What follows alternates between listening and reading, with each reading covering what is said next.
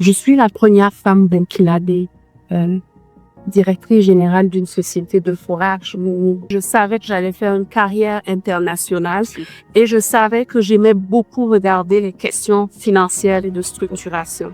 Nous sommes africains, nous sommes capables, continuons de persévérer et démontrons que nous aussi, nous avons de la valeur et nous contribuons grandement.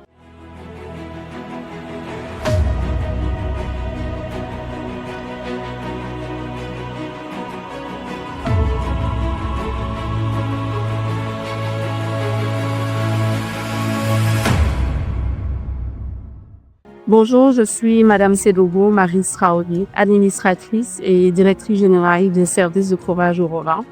Je suis dans Parcours Inspirant chez Afrique Napati. Bonjour, alors c'est Afrique Intelligence qui reçoit Maryse Traoré Sedogo. Le problème et la difficulté de cette interview, c'est que Maryse, on se connaît. Se tutoie, je ne sais pas si je devrais dire Madame l'administratrice générale ou Maryse. Je pense que on va se mettre à l'aise et on va se tutoyer. Maryse, merci. Merci de nous recevoir. Merci. On connaît ton emploi du temps très, très chargé. Je peux faire une petite confidence qu'on a cavalé après toi pour t'avoir, mais tu nous as trouvé du temps et nous t'en remercions. Et je pense que c'est une très bonne chose pour toutes les personnes qui vont regarder cette vidéo parce que ton parcours, il est simplement inspirant. Je reçois Maryse Traoré, administratrice des sociétés Aurora pour Parcours Inspirant. Maryse, on voudrait mieux te connaître. Qui est réellement Maryse Traoré? Écoute, merci beaucoup d'abord pour l'honneur que vous me faites aujourd'hui, pour l'honneur que tu me fais, puisqu'on se tutoie, de participer pour ce discours en fait je suis honorée que je sois que tu estimes avoir un parcours inspirant. Qui je suis simplement Maryse, Madame Sedogo et tout Sedogo, Maryse Traoré. Et effectivement, je suis la directrice générale des services de forage Aurora. Qu'est-ce qu'on fait? Les services de forage Aurora sont nés réellement d'une décision stratégique de nous conformer aux contenus locaux en Afrique dans le secteur minier. Et donc, nous offrons des services de forage minier. Voilà, les clients, ce sont les sociétés minières. Ils font appel à nous pour ajouter de la valeur à leurs projets, spécifiquement pour les forages pendant les différentes étapes, je dirais, de leur cycle. Mais super. On devrait en parler plus loin dans notre échange, le secteur, sa spécificité. Mais je pense aussi que tu n'y es pas tombé comme ça. Il y a certainement un parcours. Quel est le parcours le parcours professionnel et même académique qui t'a emmené justement dans les mines? Par où tu as commencé? Ok. Mais tu fais bien de le dire. Arriver au poste de directrice générale pour une entreprise aussi spécifique, parce que spécialisée dans le forage minier, celle qu'est les services de forage Aurora. C'est vrai que dans le parcours, ça prend beaucoup, je dirais, de dynamisme, beaucoup, j'allais dire, d'endurance et aussi de résilience, naturellement. Mon parcours, tu le sais déjà, je suis canadienne d'origine burkinabé. Donc, le parcours académique et professionnel, naturellement, a commencé au Canada. J'ai eu à faire les études en gestion, donc à l'Université d'Ottawa. J'ai eu un bachelor en gestion internationale. Et au niveau supérieur, dans le cycle supérieur, je me suis spécialisée en finance. Alors, donc, je suis titulaire de l'Université Abicard où j'ai fait un DESS en ingénierie financière. Et j'ai aussi rajouté au niveau de HEC Montréal, donc les autres études commerciales à l'Université de Montréal, donc j'ai ajouté un master en law management. Je dois dire que mon parcours éducatif, académique, comme on aime le dire, est beaucoup spécifique dans le management, comme tu le vois, je savais que j'allais faire une carrière internationale et je savais que j'aimais beaucoup regarder les questions financières et de structuration. Donc, naturellement, mon parcours professionnel aussi a commencé dans le secteur financier. Voilà, pendant 13 années, j'ai travaillé au sein de la Banque de Montréal, qui est la première banque canadienne. J'ai parcouru tous les postes. Hein. J'ai commencé à la caisse, comme on aime dire, au plancher. Wow. Et voilà, au fur et à mesure. Tu as dans la vie tous les échelons. Exactement, pour commencer à m'occuper des questions beaucoup plus financières, que ce soit d'investissement ou de crédit, jusqu'à la gestion des équipes au sein de la Banque de Montréal. C'était en 2018, donc maintenant à peu près 7 ans. Oui, c'est un petit moment. Voilà que j'ai décidé effectivement de faire profiter, on va dire, le pays d'origine, le Burkina Faso, de mon expertise et de mes compétences. Exactement. Donc, c'est un pays qui est riche dans le secteur minier, comme on le sait déjà. Et donc, c'est un bout minier qu'il y a dans ce pays. Quand je suis arrivée, c'est d'abord au sein de la société West African Resources, qui est une société australienne, une minière australienne que j'ai commencé toujours au sein des équipes finances. D'accord. Donc, je travaillais avec mes compétences au sein des équipes. On était totalement en train de construire la lumière. Donc, mon travail était réellement au sein des équipes finances, de les mener à poser les piliers, les bases, n'est-ce pas, dans le domaine de la finance toujours. Et puis, je dois dire que c'est aussi là-bas que j'ai découvert ce qu'est le forage minier. Okay. J'étais très impressionnée, j'aime souvent le dire, de rentrer dans la fosse souterraine et de voir... Tu as quitté les tailleurs et les petits mocassins pour revêtir les EPI. C'est le cas de le dire, oui. Et je dois dire que c'est très passionnant. J'ai été saisie lorsque je suis rentrée sur le terrain. Donc, la question administrative, c'était naturellement mon travail. Mais sur le terrain, le fait de toucher de façon concrète, en fait, ce que l'on réfléchit administrativement, ça m'a saisi. Ça m'a passionné immédiatement. Et de voir une foreuse, comme je dis, dans la fosse souterraine, c'était pour moi une autre merveille du monde, comme je le dis. Donc, vous voyez quand les services de forage Orbit Garant, qui est une société canadienne, cotée sur le TSX, dont le siège social est à Val-d'Or, m'ont approché. Ils avaient besoin d'une expertise financière pour leur projet en Afrique de l'Ouest. Okay. Je dois dire que j'ai été heureuse d'accepter de relever ce défi.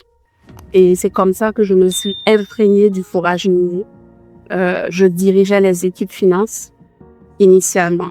On travaillait au Burkina, bien sûr, mais en Afrique de l'Ouest, on avait aussi nos projets au Ghana et en Guinée. C'était ce que je chapeautais, je supervisais les équipes. Tout progressivement, l'aspect opérationnel est rentré aussi dans mes corps jusqu'à ce que je termine comme la directrice générale des services de forage Orbit Garant pour l'Afrique de l'Ouest.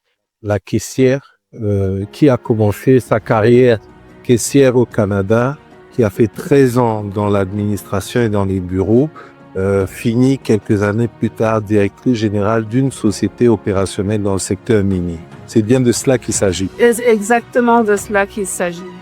Exactement de cela qu'il s'agit. Et comme je l'ai dit au début, c'est un parcours qui prend beaucoup de dynamisme, de la curiosité, beaucoup de persévérance et de la résilience. Wow. Maïs, une question inévitable. Quand on parle du secteur minier et de tout ce qui est technique, en général, c'est lié à la gêne masculine, au genre masculin. Et le secteur minier, comme beaucoup de secteurs extractifs, je parle du gaz, du pétrole, c'est vraiment un monde masculin. Est-ce qu'il y a eu des résistances? Est-ce qu'il y a eu de l'appréhension de ta part? C'est vrai qu'il y a cette image de merveille quand tu te retrouves dans cette grotte avec une mineuse, une machine de forage, mais j'imagine qu'il y a eu beaucoup de challenges. Oui, beaucoup de challenges. Alors, Arnaud, tu as utilisé, est-ce qu'il y a eu de l'appréhension ou des hésitations de ma part? Je veux dire jamais, jamais, parce que c'était beaucoup plus de la curiosité qui m'a emmené à faire ce pas-là. Donc, de voir d'autres façons de faire dans un secteur que je commençais à maîtriser, c'est le cas de le dire. Ça m'a beaucoup porté, donc c'était beaucoup de recherches. J'ai cherché à apprendre français. C'était beaucoup plus ça.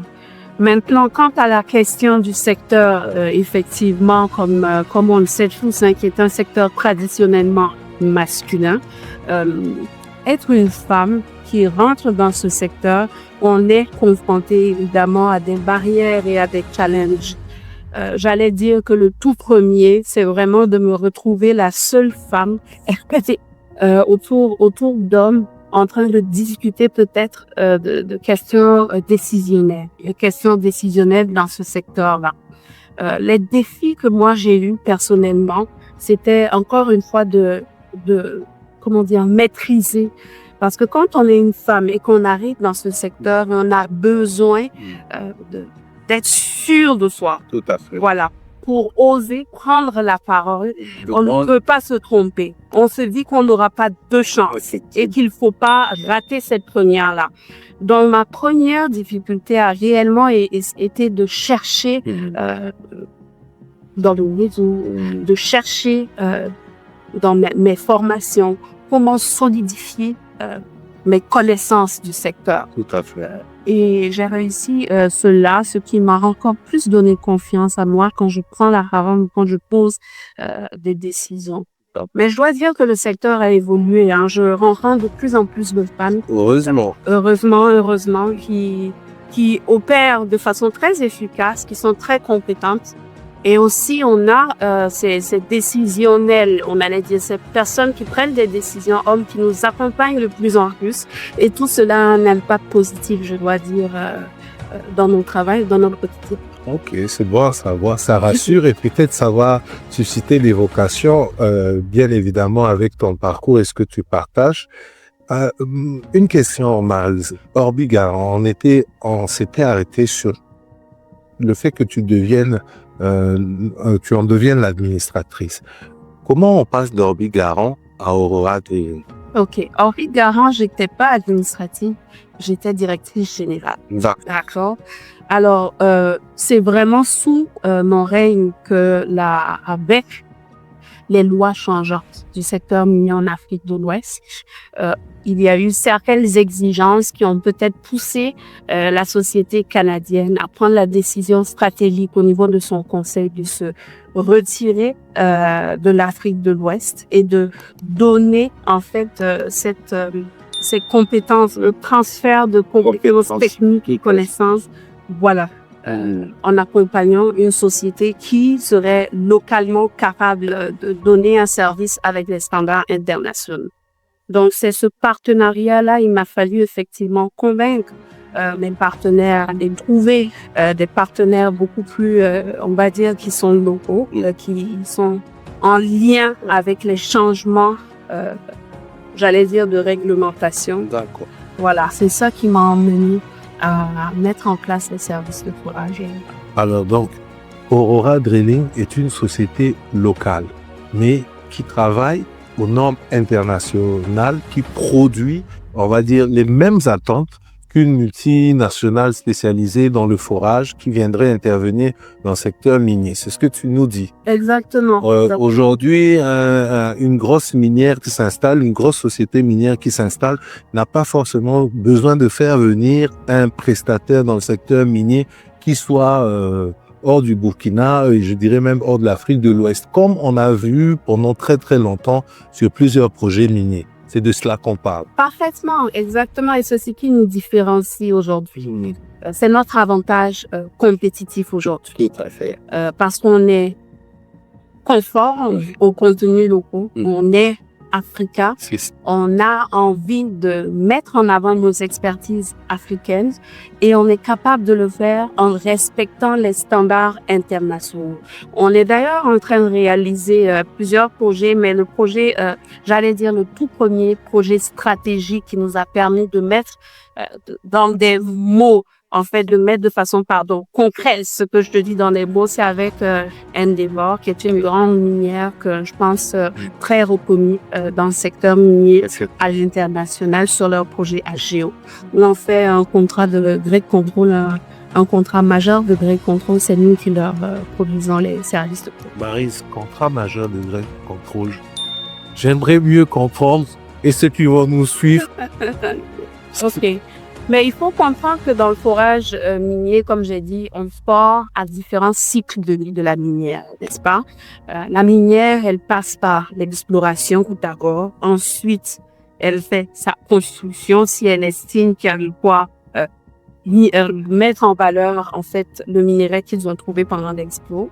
Et puis ensuite, elle commence à opérer. Et puis après, il y a ce qu'ils appellent les phases de réhabilitation, en fait, la fin du cycle de vie de la mine. Alors nous, pendant les périodes d'exploration, le type, et c'est vrai, je n'ai pas d'autre choix que d'être technique parce que c'est un domaine très technique. On va essayer de s'élever à ton niveau. Non, mais c'est facile, de façon terre à terre, le type de forage qu'on fait pendant l'exploration, c'est souvent du RC, c'est vraiment technique différente, ou alors du diamond drilling qu'on appelle communément DD. Ça pourrait être Aircore ou on appelle, c'est souvent RC et DD. Et le type de forage qu'on fait pendant la phase de vie des opérations, c'est souvent le grade control. Et donc, quand je dis qu'on fait un projet majeur pour MDG sur son projet Indigo Operation AGEO, quand on fait du grade control, ça veut dire qu'on va forer pendant la période de vie des opérations de ce projet.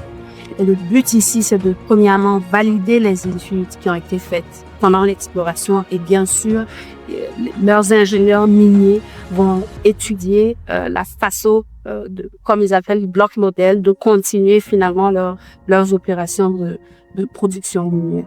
Maryse, on va parler encore quelques 2-3 questions de ton métier, notamment celui des mines en ce moment. Et ensuite, on passera à quelque chose qui me tient à cœur, c'est l'impactation de ton leadership au sein de la société et surtout du secteur. Mais avant, tu as parlé de forage. Oui. L'idée ou la perception qu'on a du forage, c'est quand même quelque chose d'assez hard et avec un impact sur l'environnement. Est-ce que on fore toujours de la même manière? Et surtout, est-ce que Gorora fore réellement sur des normes qui respectent l'environnement? C'est ma question. OK.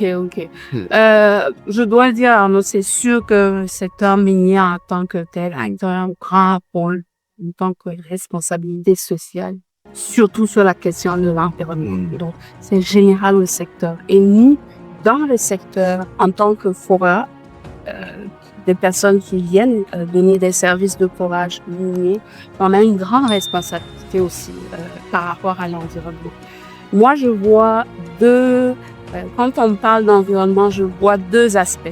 Il y a l'aspect humain, parce que je suis très humaine, et il y a aussi l'aspect naturel, donc la ressource naturelle. Sur le plan humain, voici comment nous nous assurons d'améliorer, on va dire, nos services en respectant les standards environnementaux. On a une panoplie de normes santé, sécurité, qui sont aux standards internationaux, j'ai envie de dire, souvent aux exigences aussi de nos clients, des minières où on travaille.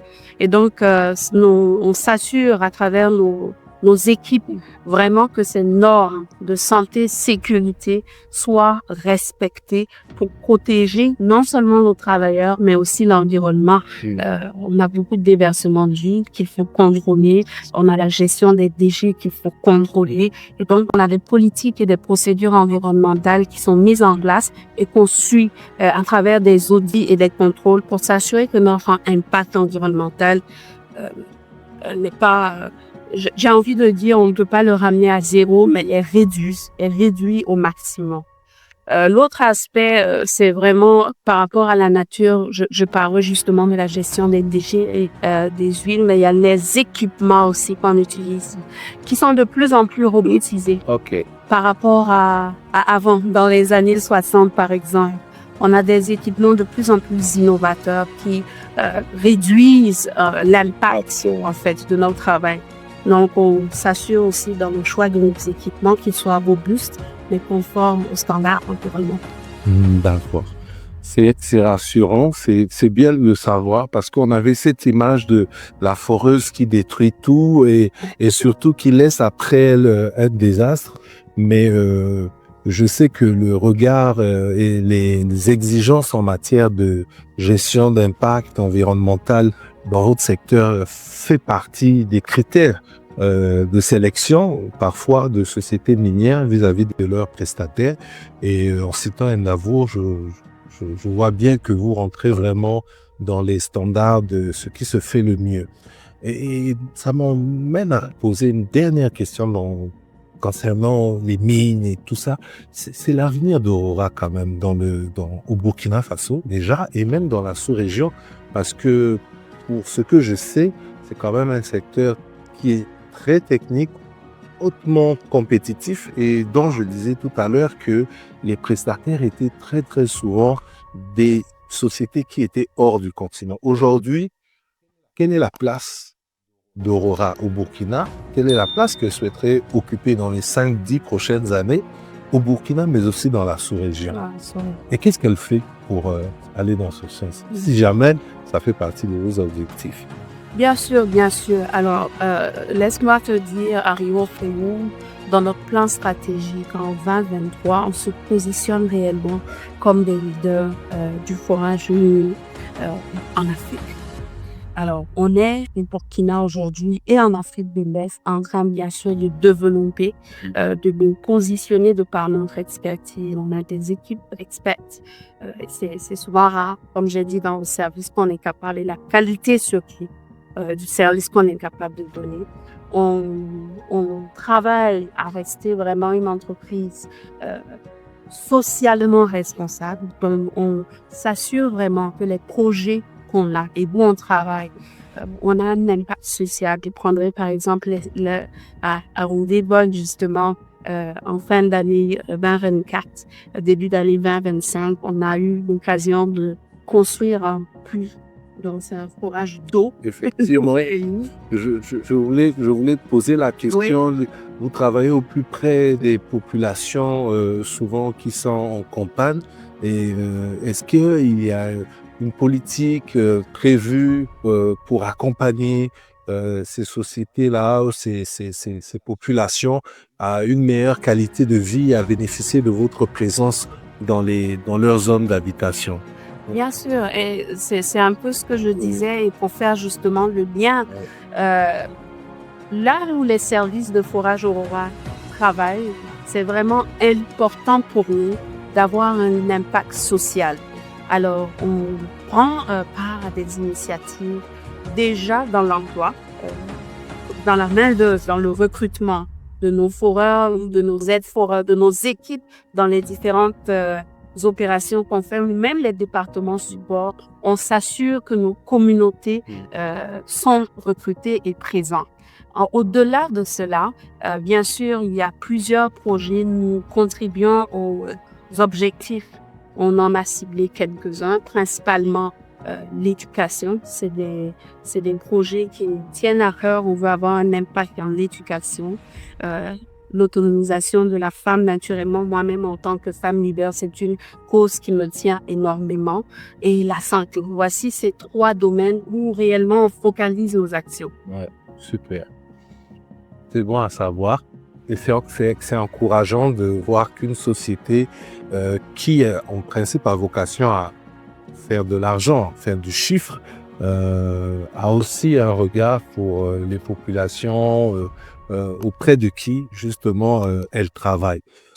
Maryse, donc, je voudrais revenir un peu en arrière. Comment on passe dans son esprit, comment on passe d'une carrière stable, sécurisée, quand même au Canada, à entrepreneur en Afrique? Comment cette mutation se passe? Je sais que je pense que chaque entrepreneur a en soi déjà une fille depuis très longtemps, même pendant elle a sa carrière stable. Eh oui. Comme tu le dis, avec nos revenus stables, on a toujours envie de contribuer. Voilà. Et pour moi, personnellement, parce que d'un entrepreneur à l'autre, ça varie. Comme je l'exprimais tout à l'heure, c'est sous mon leadership que Forage Orbite Garant a décidé de se retirer. C'est moi qui rencontrais les travailleurs pour leur expliquer que leur emploi ne prenait pas. Il fallait que je trouve une solution. Il fallait que je trouve une solution concrète. Voilà. Pour que ces postes-là, qui sont des vies, comme on le sait, des revenus, un impact économique pour le Burkina Faso, ne soient pas totalement détruits. C'est cette motivation profonde qui m'a emmené, moi, qui a réveillé cette fibre que je dois dire, j'avais plusieurs activités que j'ai eu à mener, mais qui ont vraiment solidifié et réveillé cette fibre en moi, qui m'a mené à réfléchir, mais comment m'assurer qu'un départ soit aussi une arrivée pour mes travailleurs. Pour moi, c'est ça qui, honnêtement, m'a emmené en fait dans l'entrepreneuriat aujourd'hui. Mais j'aime ça. Je me plais et c'est ça qui fait que j'y reste. Waouh, super. Donc Maryse, on parlait de l'état d'esprit qui fait passer d'une carrière stable à l'entrepreneuriat avec ses incertitudes, ses défis, ses challenges. Et tu disais que tu t'y sens bien, que tu aimes cela. Quel pourrait être Est-ce qu'il y a assez de femmes pour toi dans l'entrepreneuriat d'une manière générale, mais aussi surtout dans le secteur minier? Et qu'est-ce que ces femmes pourraient apporter plus que ce que les hommes ont déjà apporté? C'est pas pour vous mettre en concurrence. Hein. Une question très intéressante. Je pense que c'est une très belle question, honnêtement, que tu nous poses là. Moi, personnellement, je crois qu'on a de la place encore pour plus de femmes entrepreneurs. En tout cas, quand je parle du secteur minier, je suis la première femme burkinabé, directrice générale d'une société de forage. Je pense qu'il peut y avoir plusieurs femmes, si elles le veulent, bien sûr. En tout cas, on a la capacité de le faire. Alors moi, je les encourage effectivement. Ça prend beaucoup de résilience, comme je l'ai dit, beaucoup de dynamisme. Alors, qu'est-ce qu'on a de plus? C'est souvent dans le leadership. Parce que dans le leadership, il faut dire que aussi traditionnellement, on ne dirige pas comme les hommes.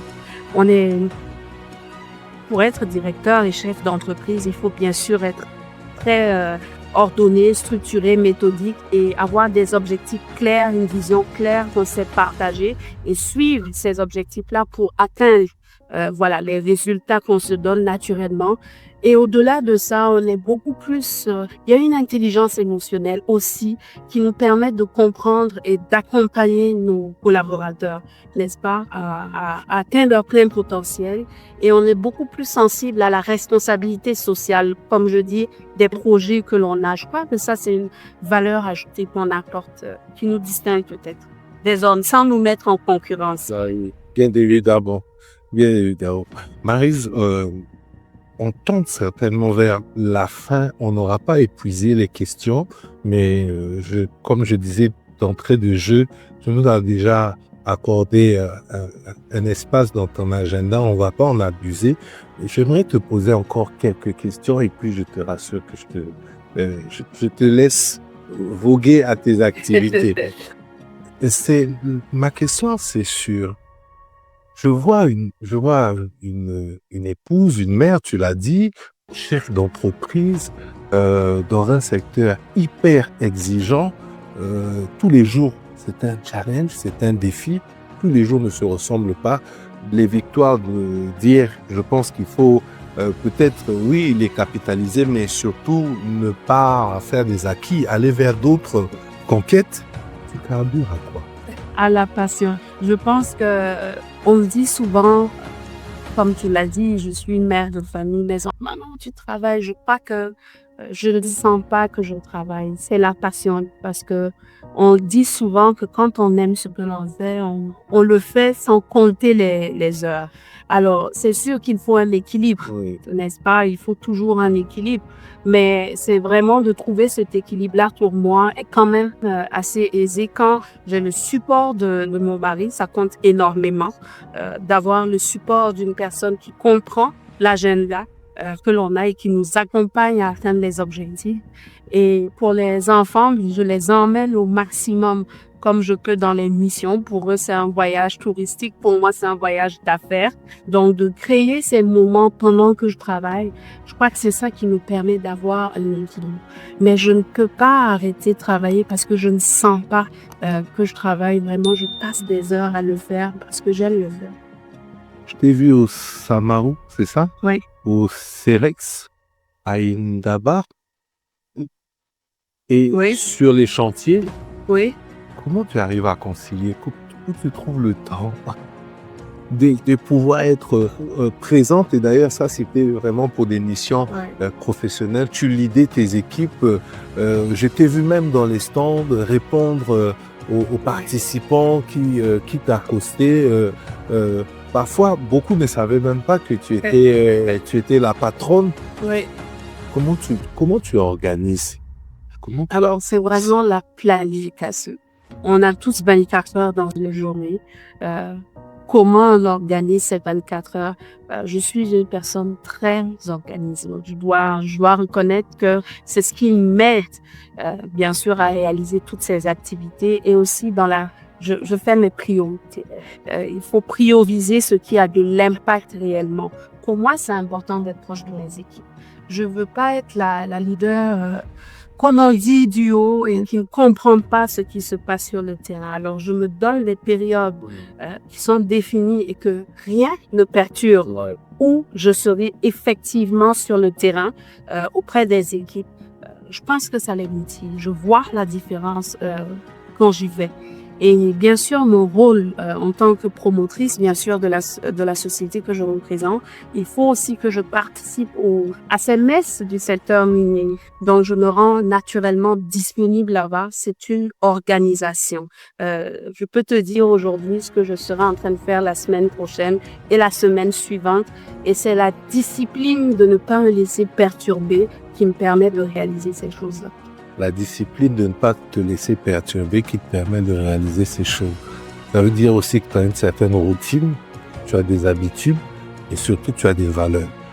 Tu peux nous citer 5 valeurs qui te caractérisent. Et à côté de ces 5 valeurs, des personnalités qui t'inspirent. OK. Pour les valeurs, pour moi, en tant que femme d'affaires, la première valeur, même en tant que personne, en fait, qui me caractérise, c'est vraiment l'honnêteté. L'honnêteté, le travail,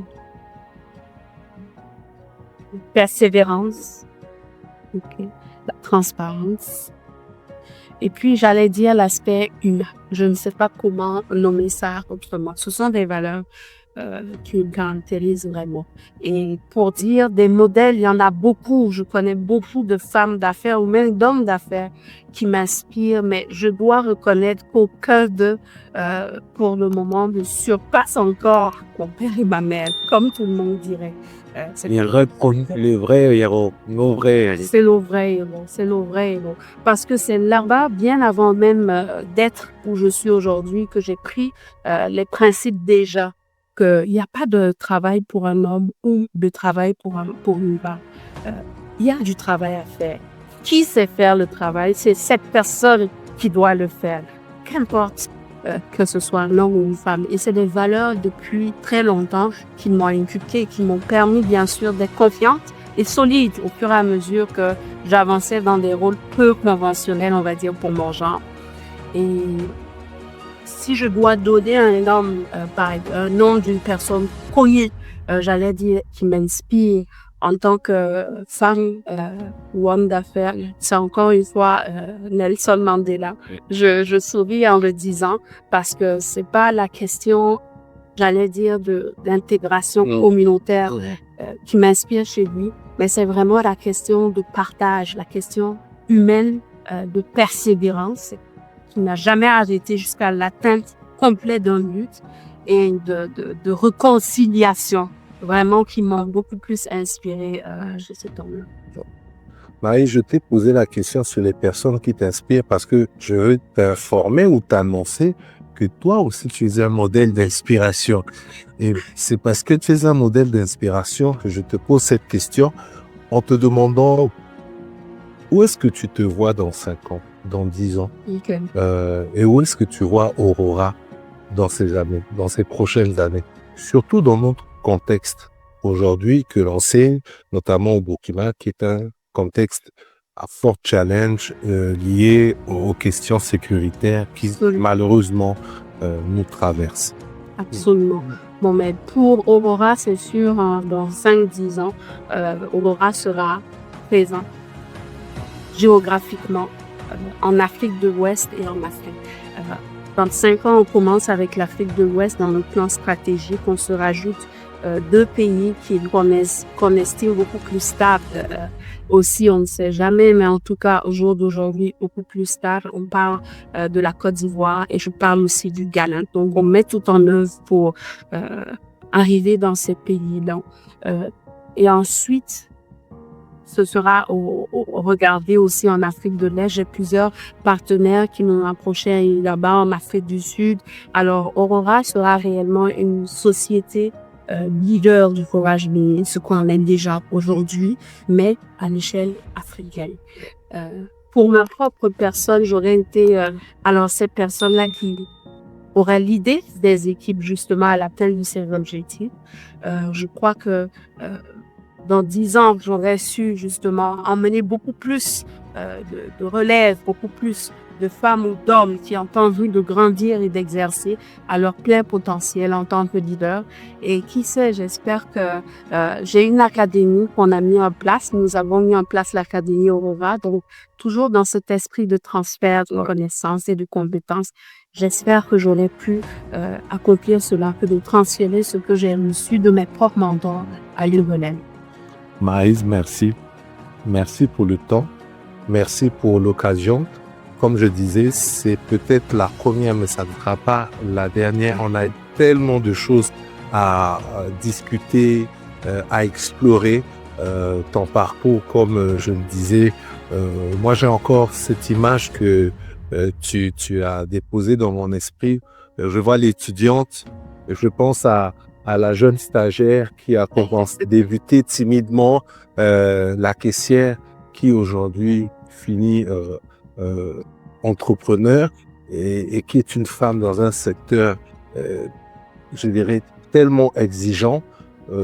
Tout est dit. Pour moi, tout est dit à travers ce parcours inspirant. Je te remercie et je t'accorde le mot de la fin. Qu'est-ce que tu voudrais dire à nos lecteurs, parce que nous sommes un magazine, et d'ailleurs, je dis que toutes les personnes qui ont un parcours inspirant comme toi peuvent nous écrire à notre adresse email qui se présente au bas de cette vidéo, et nous serons heureux d'écouter leur histoire et de voir dans quelle mesure nous pourrons monter ensemble une émission.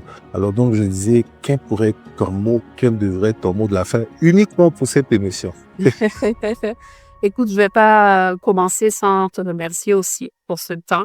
Ça m'a fait grand plaisir de partager ces quelques mots avec vous. Merci beaucoup.